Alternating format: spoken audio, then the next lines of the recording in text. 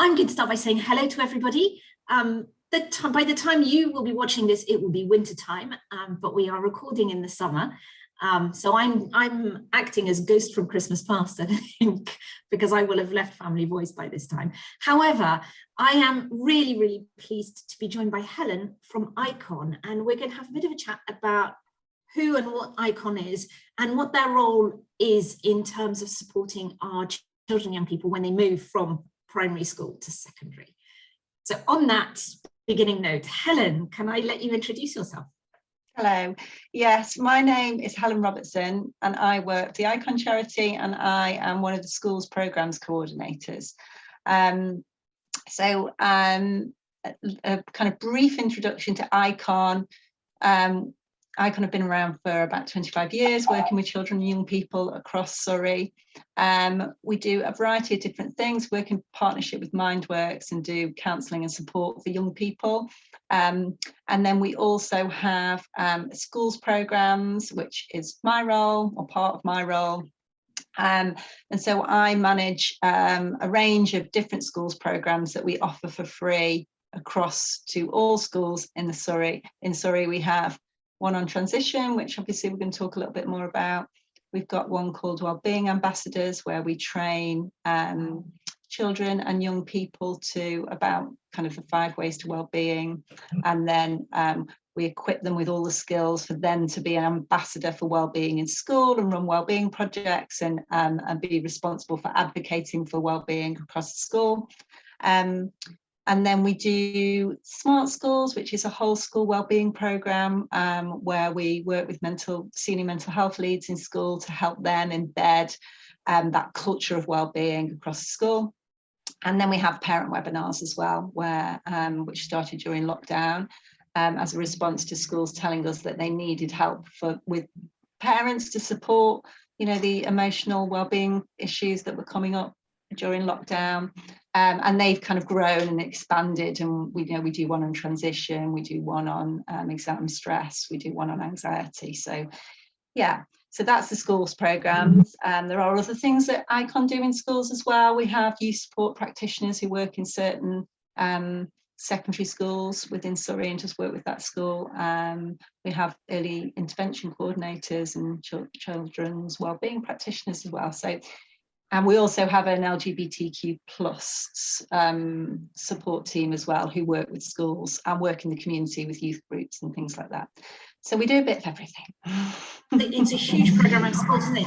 I suppose what I wanted to ask you is, I'm not sure how big ICON is as a group. And I suppose what I'm wondering, there's close to 400 schools in Surrey, as far as I know. Yeah, and I'm wondering, are you involved with all of those schools, or are there other charities that do a similar work with some of them?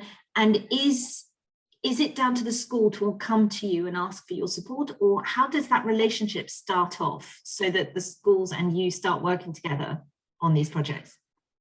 Well, we've had Smart Moves, which is our transition project, which we're going to talk about for the book here.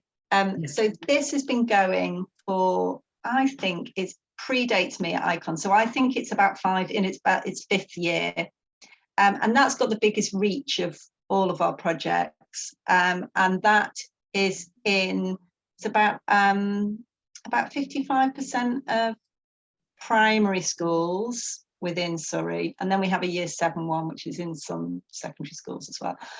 So we've already got, because they reorder that booklet year on year and it's their transition programme, we already have that contact, and I think lots of schools know about us through this because they this project, so we have that link with schools. And then we have the schools newsletter which we send out, which at least once a term, which tells them about what's going on. We have now we've got the mental health support teams in place. We have regular meetings with the mental health support teams, and they spread the word about our programmes. And then schools just hear about us, word of mouth within the schools community. Schools will tell them, actually, we've had this via ICON. So a variety of different ways, really. But either sometimes we approach schools, sometimes, and most of the time they approach us because they've heard about us. So yeah, it's really good to know, because I think one of the things that we find with our parents is that Surrey is such a large place, and the way that the whole education system is constructed, it actually makes it really difficult for there to be a consistent offer everywhere, doesn't it? So Yeah. one of the biggest reasons that we do these kinds of talks is that we're going to get some parents who will probably comment and go, yes, we've been working with ICON, or we're really, their ambassador project is really exciting. And we might get a parent that says, my child's one of those ambassadors, and this is my experience. But we will also get parents who go, well, this sounds really interesting, but my school doesn't do it. But then this conversation kind of gives them the information to go back to their school and say, well, actually, have you? We really like the idea of this. Are you doing this? If not, why not? And by the way, here are the contact details for ICON. So that's one of the biggest reasons, I think, for me to want to do these things, to help empower parents sometimes who feel really stuck and don't know where to turn. And I think what seems to be happening in Surrey in the last few years is that we have a really strong and thriving third sector, don't we, of charities and organizations who work increasingly collaboratively with the more formal system. But when you're a parent, it's very hard to see how that all works. So what you're describing is really important. I think before we talk about what we were going to, I wanted to ask you, the Ambassador Project, what kind of ages do the children on that project, what kind of ages are they? Well, we do primary, we do secondary, we do sixth form as well. So yeah, I mean, it's a very similar project. The basis of it is the same all the way through. We just amend the content to suit the age group. So yeah, we have a lot of interest from schools really like that project. So we have a lot of interest, and we're hoping next year to look at it maybe from a SEND point of view as well, and see if there's anything we can do from that point of view for wellbeing ambassadors. So that would be in development. Yeah, that would be amazing. I think that there's something really powerful, isn't there, about peer-to-peer support? Yeah, and having the backing of a charity like ICON, so that the person who's doing that supporting is themselves supported from outside, because that can be a concern, can't it, if you've got a young person who's on the receiving end of some difficult conversations? Yeah, and the thing about the Wellbeing Ambassadors Programme, we're very clear about this when we go into schools and do it, is that they're not providing that one-to-one support. What they're doing is they're bringing that conversation about wellbeing to the whole school community, and they're promoting and they're educating their peers about that. And they are coming up as a group, they're being quite strategic and coming up with ideas about what they need in their school to help support everyone's wellbeing. So they're going out and they're listening to the voice of their school community, and then they're coming up with the ideas for projects and implementing wellbeing projects. So that's the slant on it, rather than offering that one-to-one support to their peers. So it's really interesting, and I'm really excited to see what happens with the SEND bit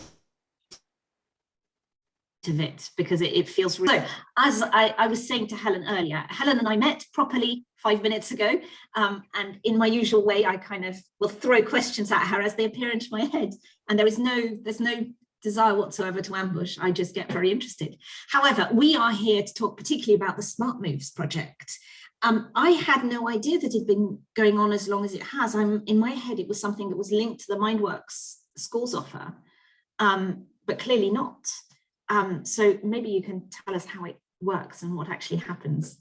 How it's So it's as I said, so it's a transition project. We have what it is. It's based around resilience, and we produced it and used the resilience framework as the basis for it. And the resilience framework comes from Boing Boing, who are an organisation who specialise in resilience. And they work out of Brighton with the University of Sussex as well. And they're kind of one of the leaders on research into resilience. And they've come up with this resilience framework, which identifies all those factors that affect a young person's ability to be resilient. And so we use that as the basis for this transition project, with the idea that we'll look specifically at those skills that young people need in order to move to secondary school. So which resilience skills are really key for them at that point in time. And then the project is centered around this book, as I showed you, and it's designed to be used over this summer term. And the exercises, they're class-based exercises that the teacher will do with them, and they last for about 30 or 40 minutes. And each one looks at a different, area of resilience. So, there's things on there about friendships, decision-making, responsibility and consequences, solving problems and worries, thinking positive, all different things within there that are really going to help them with those resilient skills. And the idea is that they use this booklet, and then they've got those smart moves, is what we call them, those resilient skills, or those smart moves that they can then use when they need to as they move up to secondary school. So and we just redesigned it, so this is the first year of the new design, which is, we had some feedback that the design was a little bit young, so we've had these kind of anime style characters drawn, and let me just show you. Actually, this one's covered in post-it notes, but let me find a page that isn't. So so for example, this is an exercise on responsibilities and activities that they might use. So it's all it's nicely designed. It's really friendly, yeah. Friendly, yeah.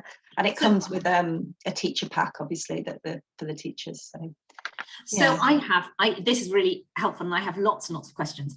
I think the first thing that I'd like to ask you a little bit about, or maybe it's less of a question, the word resilience in our community, in the SEND community, is really, it's a very, very complicated word. Mm-hmm. For an awful lot of us as families, what it means is we're not going to help you, you have to get on with things on your own. And I thought it might be useful to maybe spend a few minutes actually maybe reframing, what is it that, when you're talking about resilience, what is it that you mean, I suppose, in contrast to that experience of our members? Mm-hmm. Well, I suppose it's about, it's, if we look like the resilience framework, for example, that this is based upon. So it's split into 5 categories. It's got the basics in there, which is all about the basics that are needed in order to be, to start to be resilient, and they're the kind of things like, good enough housing, fresh air and exercise, getting enough sleep, having a healthy diet. They're kind of the basics. And then there's belonging within there, and that's about kind of knowing your place in the world, having that support around you, having those healthy relationships to rely on, having responsibilities and obligations as well that enable you to feel a part of that community. So really having that sense of belonging and knowing what your place is within there. And then there's learning. So this is about being organised, highlighting achievements, and developing those life skills that we all need. And then having a plan, really having that plan, whether that be for school or college or later. And then there's coping. So this is really about understanding, solving your problems, having that ability to solve problems, focusing on the good things in your life, knowing those coping strategies that you need to regulate yourself,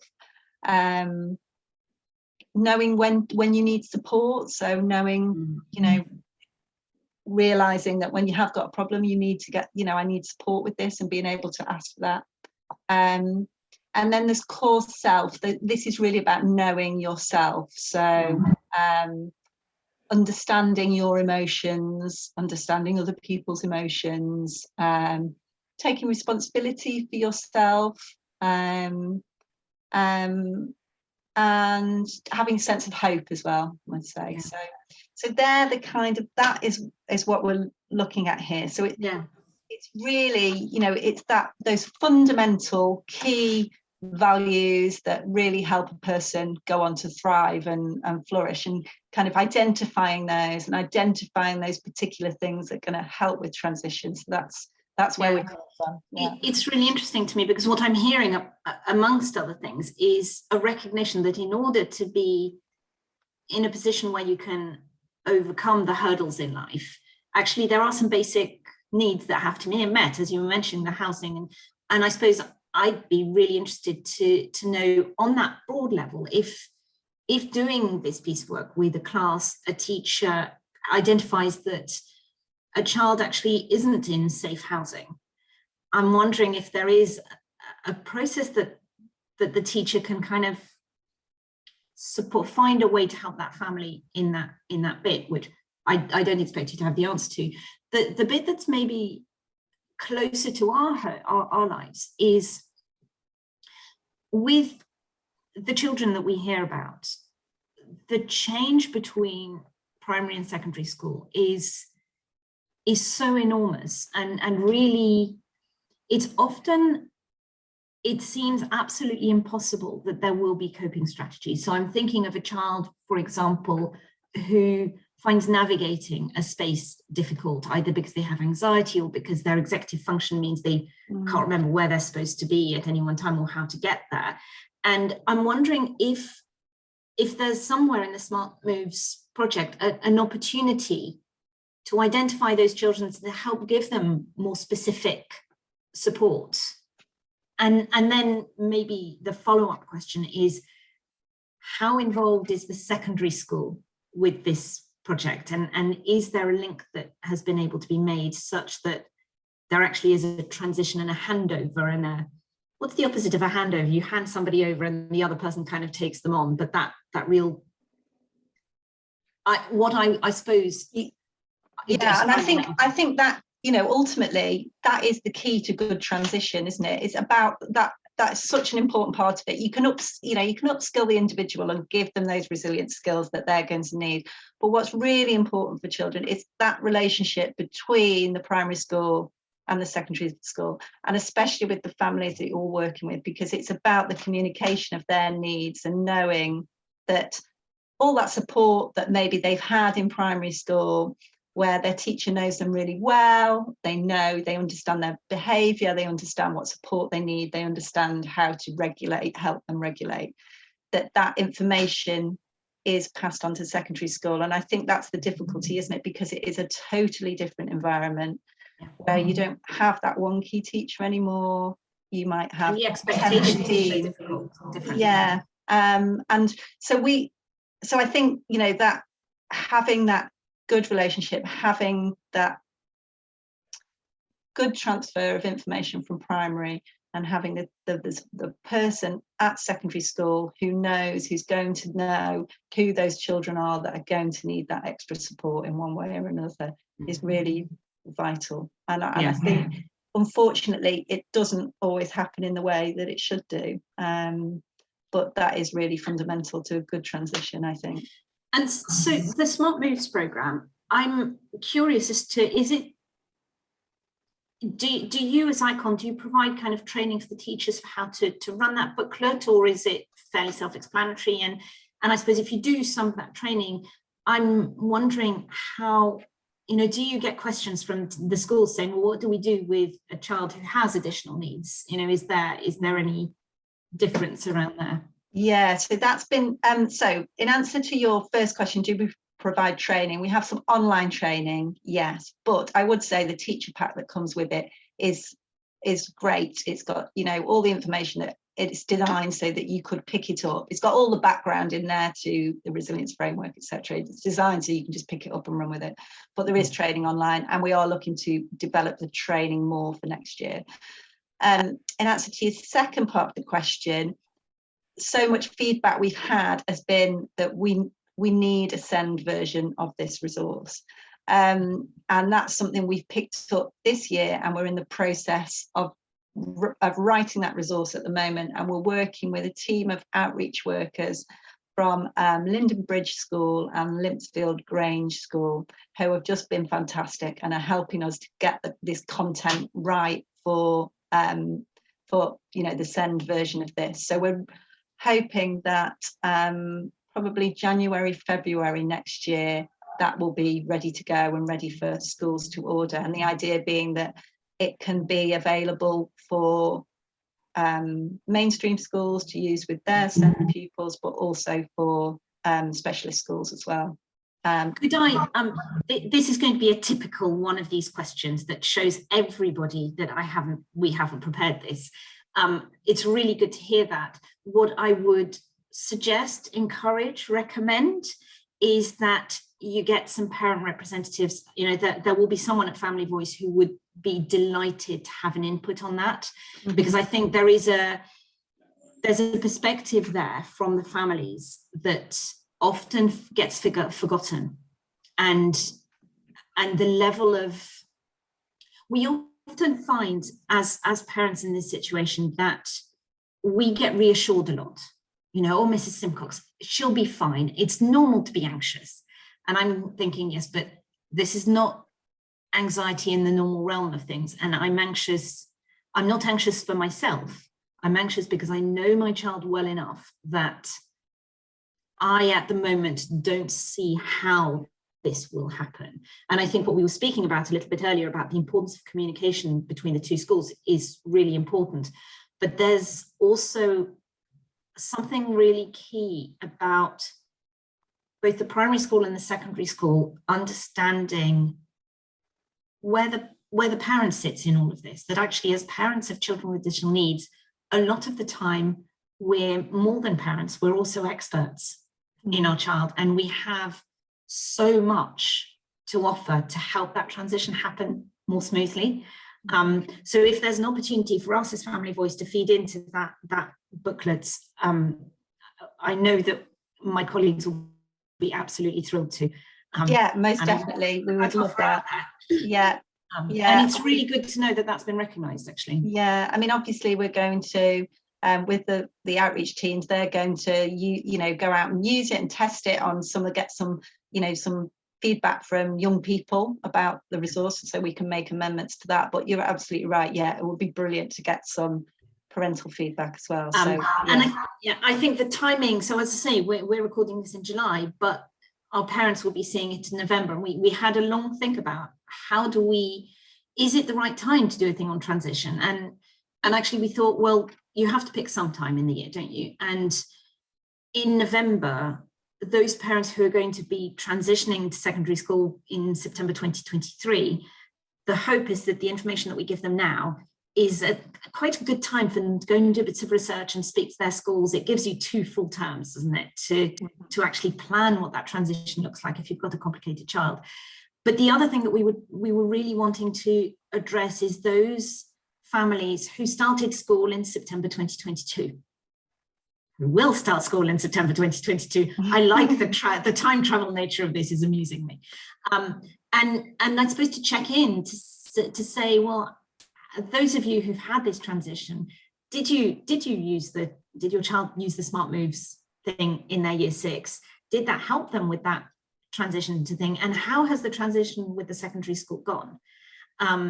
Because it'd be really helpful to have that feedback, won't it? Yeah. The other thing definitely. I wanted to ask you is, so this Smart Moves things happens in year 6. Is there something that picks it up in year 7 that you do, or not? Yeah, so we have a year 7 version as well, which secondary schools use. And that's, building and re-emphasising some of the skills that they've learned in year 6 and really embedding those for year 7.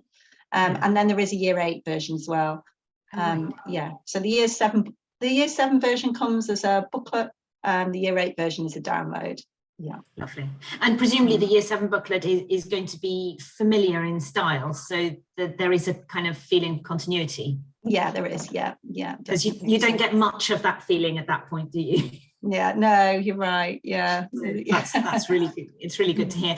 And I mean, one of the things I'd be really interested to know is, you mentioned quite a lot of primary schools are already using this. Secondary seems to be a bit less, but I'm curious as to the feedback that schools have been giving you and the impact that it has on. Yeah, on I mean, when it was launched, there was now I can't remember the name of the organisation that did it for us, but they did a study on the impact of it, and so it's got a whole evidence base behind it, and we at the moment actually we're just getting feedback from schools because we've relaunched it and it's the new design and there's new content within there.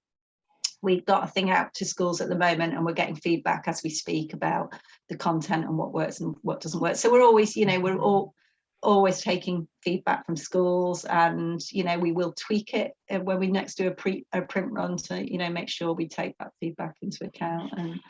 And the new Send version has got much more focus. There's going to be a year 5 element to it actually, so there'll be some exercises in there that are designed to be done in year 5, which are a lot more about emotions and understanding emotions, and a lot more about that kind of actions and consequences, understanding that relationship. So there'll be some of that work that's designed to be done in year 5, and then that will be built upon and repeated, but at a slightly more advanced level for year 6. That's really interesting, isn't it? Because that recognition that a child with additional needs often needs more time, don't they? And the range. I'm fascinated, I suppose, because we've come at this from a completely inclusive perspective, haven't we? What you do is it's offered to all children. It's not send based, and finding. Often our children tend to be treated as different kind of in everything. So they're sometimes not included in what everybody else does.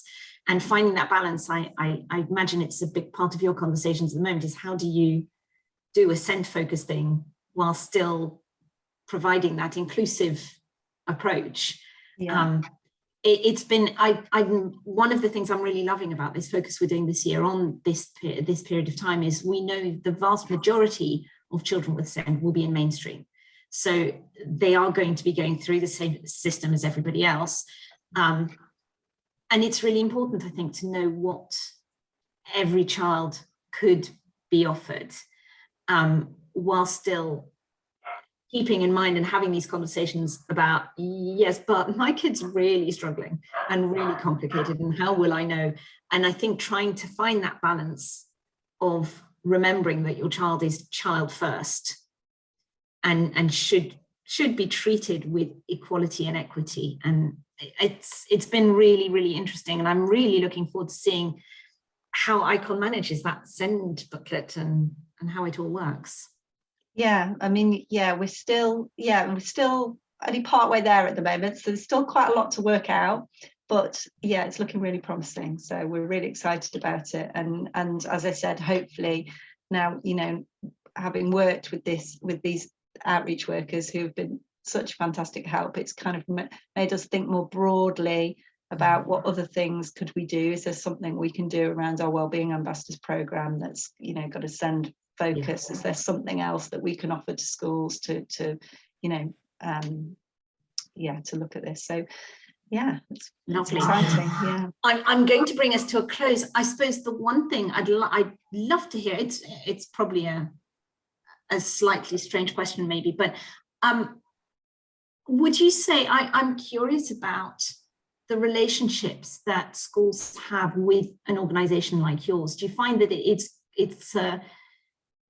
it easy to have relationships that get moving? Does it feel sometimes difficult to get into that world, and how is that developing? Oh, I mean, it's so different with every school, I have to say.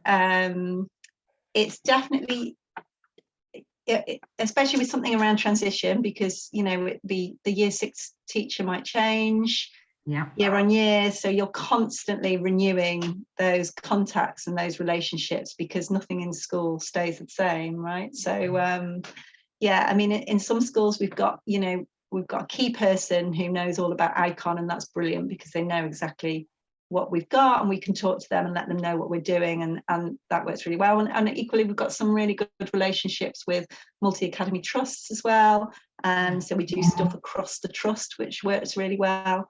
But there are lots of schools out there that, you know, we're really keen to work with and spread the word about, and having the mental health support teams is really helping with that, so that's great. Yeah. Fantastic. Thank you so much for your time, Helen. It's been a delight to hear from you, and I'd love to hear from parents to see, you know, what's your experience been with the Smart Moves program? How's your transition going? And if you're looking at that transition for next year, send us a little comment to see, you know, what this made you think about differently. We will put all of the links to ICON and the various projects that they're doing linked to this video. And I think the only thing for me to say is thank you so much, Helen. Actually, I've got one more thing to say. I just thought that we do a parent webinar around that goes with the Smart Moves books as well. So we do a parent webinar on transition. And when we launch the Send version, we will have a parent webinar that goes with it as well. So look out for that. Fantastic. That sounds brilliant. Thank you so very much. And I will see you again in this virtual world of November.